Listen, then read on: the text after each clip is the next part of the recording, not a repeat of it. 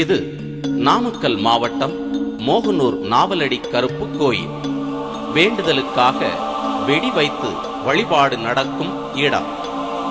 ஒவ்வொரு பக்தர் கையிலும் தவறாமல் இடம் பிடித்திருக்கிறது காகிதம். சாமிக்கு பூஜிக்க கொண்டு வந்த அபிஷேக பொருட்களை விடவும் இதற்கே அதிமுக்கியம். சாறை சாறையாக வரும் பக்தர்களின் நோக்கம் பிரார்த்தனையை காகிதத்தில் எழுதி மரத்தில் கட்டிவிட்டால் தொட்டது துலங்கும், கேட்டது கிடைக்கும், துயரம் விலகும் என்பது நம்பிக்கை. ஒரு 30 வருஷமாக வந்துட்டு இருக்காங்க சார். இங்கே மண்ணை எழுதி கொடுத்தாக்கா காரியம் நல்லபடியாக மூவ்மெண்ட் ஆகுது அப்படின்னு சொன்னாங்க. நானும் பண்ணணும். அது மாதிரி ஒரு 6 மாதத்தில் சக்ஸஸ் ஆகிடுச்சிங்க. அந்த மாதிரி வேண்டுதலையும் நிறைவேற்றிச்சு.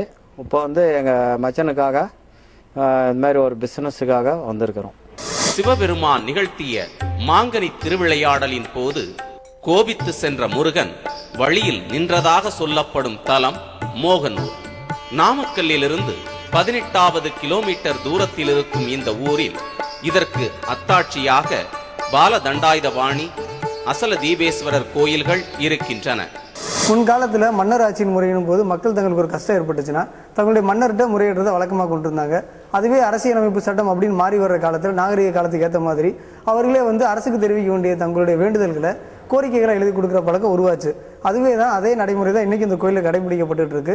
இங்கே இருக்கிற இறைவனையே தங்களை காப்பாற்றுற அரசனாக கருதி இங்கே வர்ற மக்கள் எல்லாருமே தங்களுடைய கோரிக்கைகளையும் தங்கள் நடக்க வேண்டிய பிரார்த்தனைகளையுமே இப்படி காகிதங்களை எழுதி கட்டிட்டு இருக்காங்க. இந்த நாகரிக காலத்திலேயே இன்னைக்கு மக்கள் இப்படி புகார் மனுவாக எழுதி இந்த இறைவனுக்கு படைக்கிறது ஆச்சரியமான விஷயம்தான். ஆண்டுகள் பல ஆனதன் காரணமாய் முதிர்வின் முகத்தை பிரதிபலிக்கிறது பட்டுப்போன மரம்.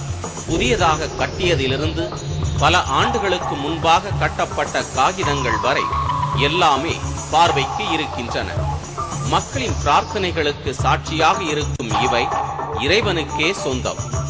அதை எடுப்பதற்கோ மாற்றுவதற்கோ உரிமை இல்லை யாருக்கும். இதனாலேயே கந்தலாகி போன காகிதங்கள் கூட சன்னதியை அலங்கரித்துக் கொண்டிருக்கின்றன. அதாவது ஒரு வருஷத்துக்குள்ள எழுதுனவங்க இருக்காங்க, 15 வருஷத்துக்கு முன்னாடி எழுதுனவங்க இருக்காங்க. அந்த கோரிக்கை மனுகள் அப்படியே தான் இருக்கும். அது அதிகமாகிடுச்சுன்னா அதை ஒரு பகுதியில் அப்படியே எடுத்து வச்சுருவோம். அந்த கோரிக்கை மனுகளை பூசாரிகளோ மற்றவங்களோ யாருமே அதை தொடமாட்டாங்க. அது தனியாக அப்படியே இருக்கும்.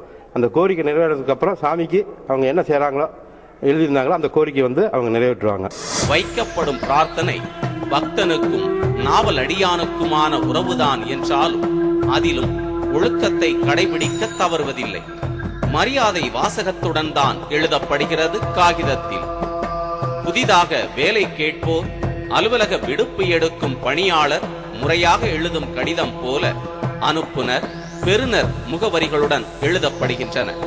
தவிர உறவினரிடம் உதவி வேண்டி எழுதும் உரிமையான கடிதம் போல மரியாதை கலந்த கடிதத்திற்கும் குறைவில்லை. நம்ம குடும்பத்தில் ஏதாவது பிரச்சனை, நமக்கு ஏதாவது மற்ற பிரச்சனைகள் எது இருந்தாலும் சாமிக்கு பாதத்தில் விழுந்துட்டு போனோம்னா நமக்கு உடனே நிறைவேறுங்க. இது வரைக்கும் எங்களுக்கு எல்லாம் நிறைவேறிக்கிட்டு தான் வருது. எந்த பிரச்சனையும் எத்தனை எதிரி வந்தாலும் ஆண்டவன் இந்த நாவலடி கருப்பண்ணசாமி கும்பிட்டோம்னா அப்படியே நமக்கு மனசு ஒரு திருப்தி ஆயிடுதுங்க. நைட்டில் நினச்சி படுத்தோம்னாவே போதுங்க, நமக்கு அவ்வளவு துணையாக இருப்பாருங்க நாவலடி கருப்பண்ணசாமி. நாம் ஏதோ ஒரு கோரிக்கை நினச்சி வேண்டுதல் நினச்சி நிறைவேறணும்னு சொன்னாங்க. எப்படி ஸ்கூலில் பிள்ளைங்க படிக்குதோ அனுப்புனர் பெறுனர்னு போட்டு இது எழுதி அப்புறம் இருக்குதோ அதே மாதிரி நம்ம சாமிக்கிட்டையும் அதே மாதிரி பேப்பரில் எழுதி அனுப்புனர் பெறுனர் நம்ம நாவலடி கருப்பண்ணசாமின்னு போட்டு எழுதி கட்டிக்கிட்டோம்னா நம்ம நினச்சது நடைபெறுங்க. ஒரு அட்மிஷன் போகணுங்க, இல்லை ஒரு வேலைக்கு போகணுங்க, மற்றதுக்கு ஏதாவது பிஸ்னஸ் பண்ணணும், எதாக இருந்தாலும் நம்ம கொடுத்த கடன் வரல அப்படின்னு இருந்தால் கூட உடனே சாமி அது சாமிக்கு காலில் கொண்டாந்து கட்டிட்டோம்னா அந்த இதில் நமக்கு நிறைவேறிடுங்க. நாவலடி கருப்பண்ணசாமிக்கு விண்ணப்பம் வைக்க படையெடுப்போரை தவிர கோரிக்கையை எழுதி தரவும் பணியாளர் உண்டு. இங்கு எந்த கோரிக்கைக்காவது அரசு அலுவலகம் செல்லும் மக்கள் அதற்கென எழுதி தரும் வேலையை செய்யும் பணியாளரிடம் எழுதி வாங்கி அதிகாரிகளிடம் கொடுப்பது போலவே இங்கும் தருகின்றனர். நாவலடியான் தன்னை நாடி வரும் பக்தர்களுக்கு உயர் அதிகாரியாகவும் நியாய தீர்ப்பு வழங்கும் நீதிபதியாகவுமே வணங்கப்படுகிறார். இப்படி எழுதி தருவதை பிரார்த்தனை சீட்டு என்றும் பெட்டிஷன் என்றும் சொல்லும் வழக்கம் உள்ளது. இதனாலேயே ஊருக்குள் ஒரு குறை என்றால் நாவலடியானுக்கு பெட்டிஷன் ஒன்ன போடு என்று சொல்லும் பேச்சு வழக்கும் உள்ளது.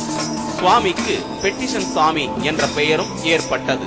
இந்த கோயிலில் வர்ற மக்கள் வந்து ஒரு கவர்மெண்ட் ஆஃபீஸில் எப்படி வந்து வேலை கிடைக்கக்கூடிய இல்லை மக்கள் குறைகள் தீர்க்கக்கூடிய மன எழுதி கொடுக்குற வேலையை பார்க்குற மாதிரி இந்த கோயிலில் பார்த்துட்டு இருக்குங்க. அதே மாதிரி அந்த கவர்மெண்ட் ஆஃபீஸில் அவங்க வந்து கோரிக்கை எழுதி கொடுத்தா அந்த பெரிய அதிகாரிகள் எப்படி தீர்த்து வைக்கிறாங்களோ அதே மாதிரி இந்த கோயிலில் உள்ள அருள்மிகு நாவலடி கருப்பண்ணசாமி நீதிபதியாக இருந்து வர்ற மக்களுக்கு அவங்கவுங்க குறைகளை தீர்த்து வச்சா அவருக்கு கிடா வெட்டுவாங்க, கோழி அடைசல் போடுவாங்க, பொருளாக கூட காணிக்கை செலுத்துவாங்க, பணமும் உண்டியில் போடுவாங்க, வரமணங்கிற பூஜையும் எடுப்பாங்க, நைட்டில் சக்தி பூஜையும் போடுவாங்க.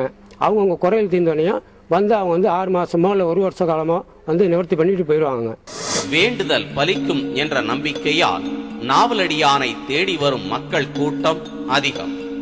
அவர்கள் சொல்லும் அனுபவங்கள் ஒவ்வொன்றிலும் ஒவ்வொரு சுவாரஸ்யங்கள்.